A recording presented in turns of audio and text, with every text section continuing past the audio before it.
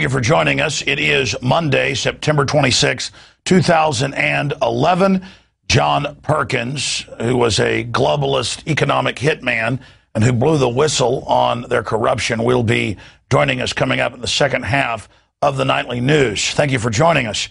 I'm Alex Jones, your host, and I just want to thank all of the viewers out there who make this transmission possible. This is true alternative grassroots media that is not only giving the establishment dinosaur corporate whore system a run for its money, we are kicking their hind end. And that's why the system is getting so scared right now. So we are at a historic crossroads. I know that most of you understand that, but I want to restate that from the kickoff here this evening because, well, it's teleprompter free. I'm not covering some corporate or presidential talking point that came down the chain and was loaded into a screen for me to read off of while I smile at you like I'm your next door neighbor and good friend of many years. I'm actually looking into the camera lens. Eye to eye, I'm talking to you straight. Okay, we have got another jam-packed transmission, but I'm not going to make this show 2 hours long tonight. I have committed to only having it be about 40 minutes or so. So let's go ahead and get into the incredible news right now. Well, what came out today? After 6 months of obfuscation and absconding,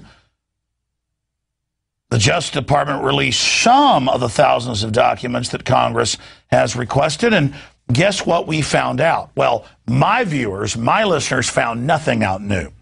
But it is a big national news story, Fox News, Associated Press. U.S. government used taxpayer funds to buy and then sell weapons during Fast and Furious, documents show.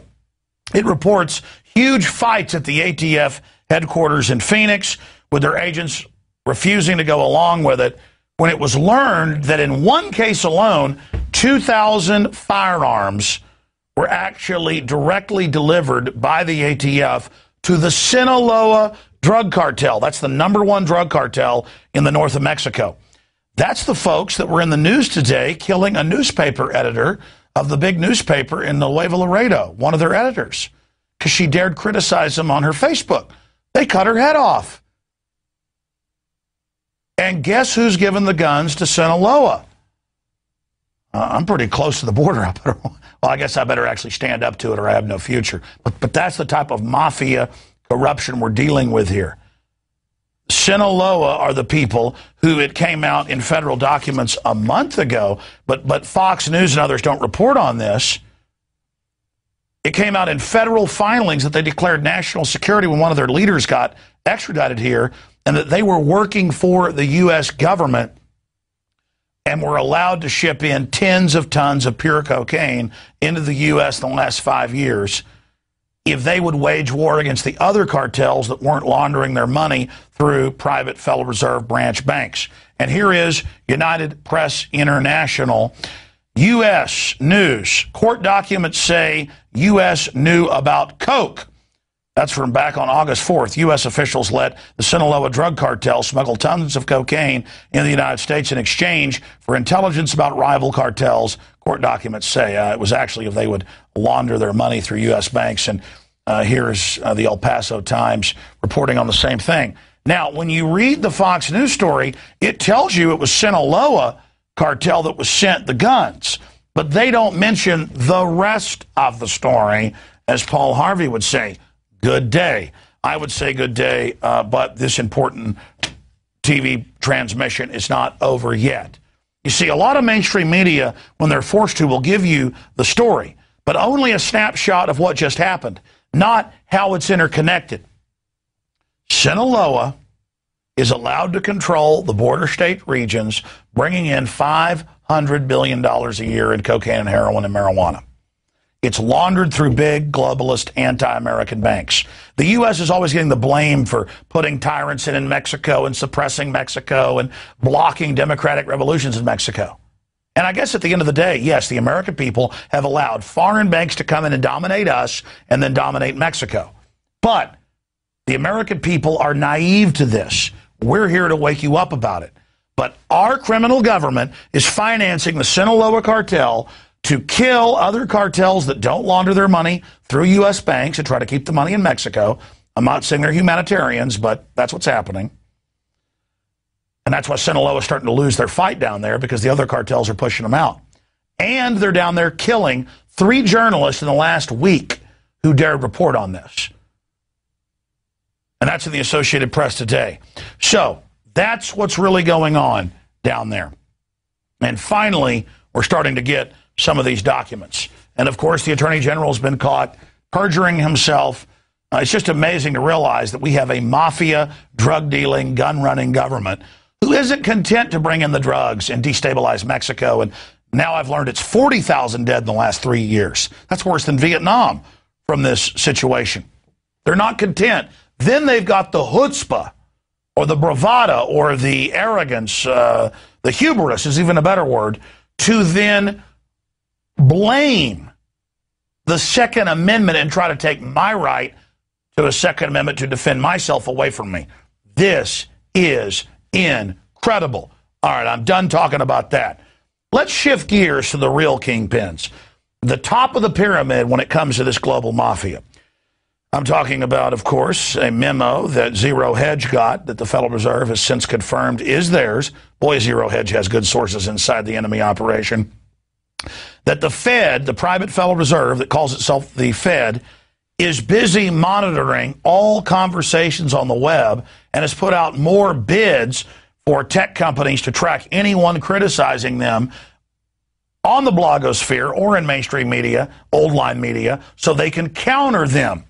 Well, good job getting that scoop, Zero Hedge, but it was Infowars.com back in 2009 that was sent from good sources inside the Army who are patriots, the fact that the U.S. Army was sent out to end the Fed demonstrations in Houston and in Dallas. Ron Paul was in Houston protesting at the Fed. I was in Dallas, and it turned out that the Liberty Restoration Project and, of course, Infowars.com were sent the documents, and there it is on your screen, that the Army intelligence through Army Reserve domestically was spying on our events and had us listed as violent terrorists because we want to end the private banking dictatorship over the U.S. that runs the drugs and is destabilizing the entire hemisphere, that we were listed as terrorists, and they even told the Army soldiers there in plain clothes, don't let them know you're from the military or they might try to kill you.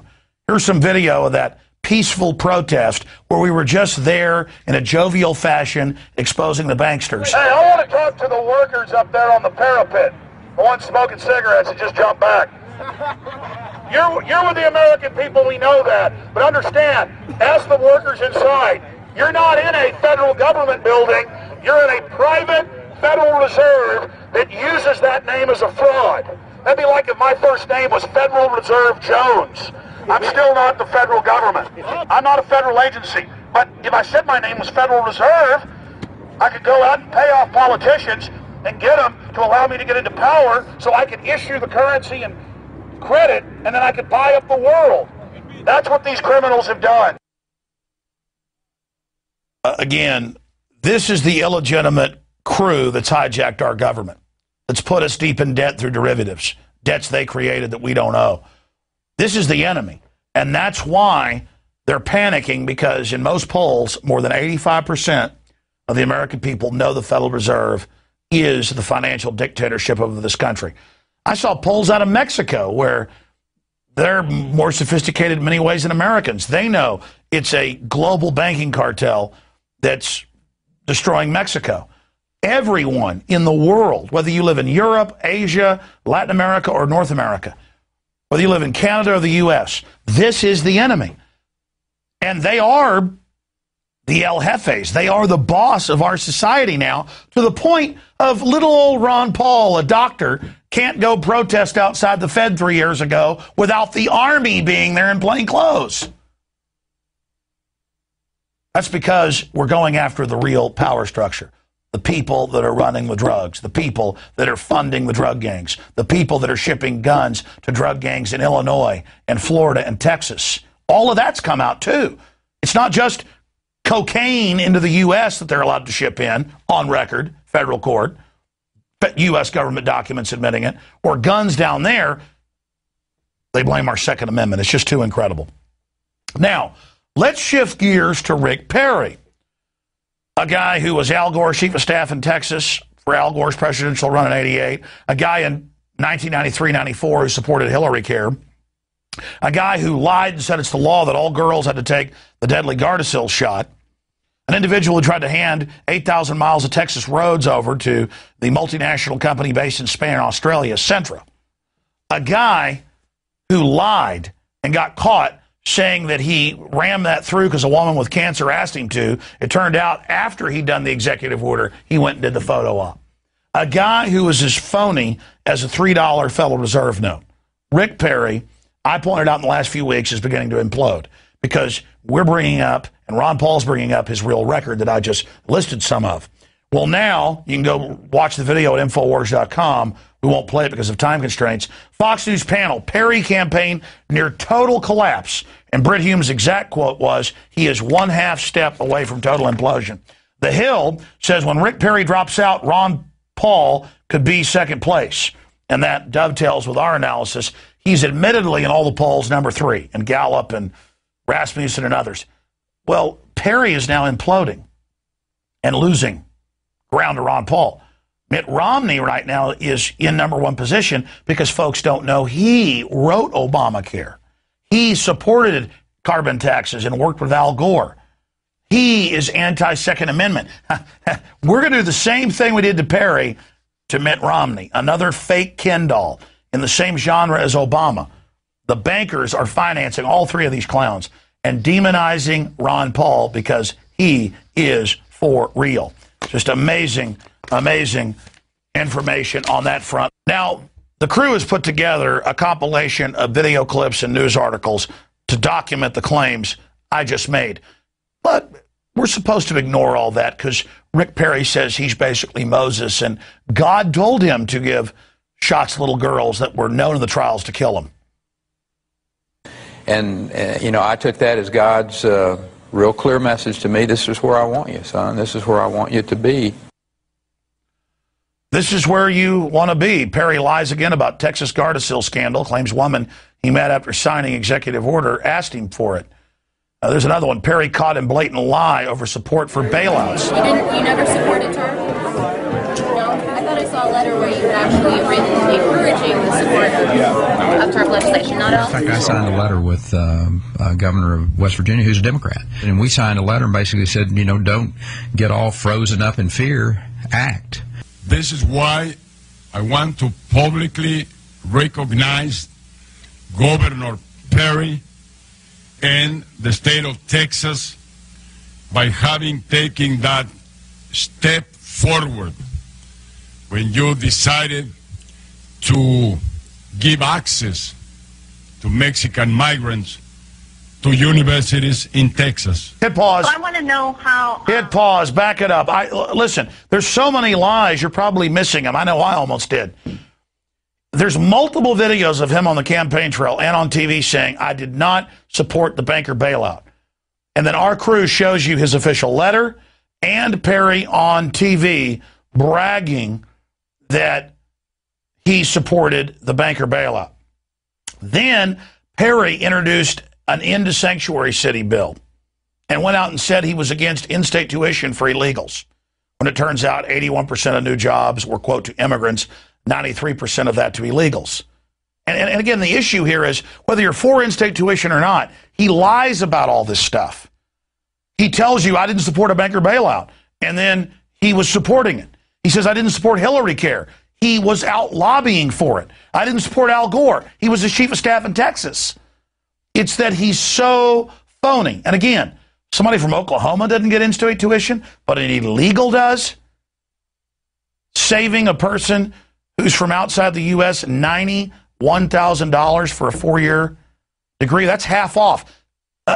Point is, it's just incredible. And this is why there's talk of Rick Perry